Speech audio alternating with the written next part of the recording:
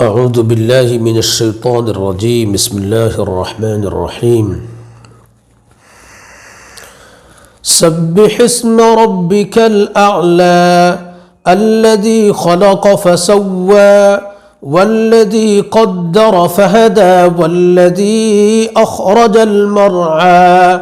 فجعله غثاء أحوى سنقرئك فلا تنسى إلا ما شاء الله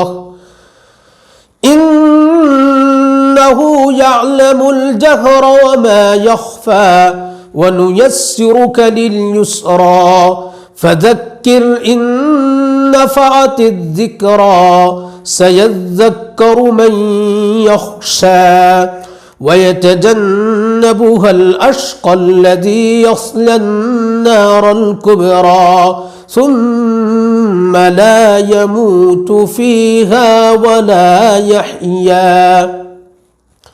قد أفلح من تزكى وذكر اسم ربه فصلى بل تؤثرون الحياة الدنيا والآخرة خير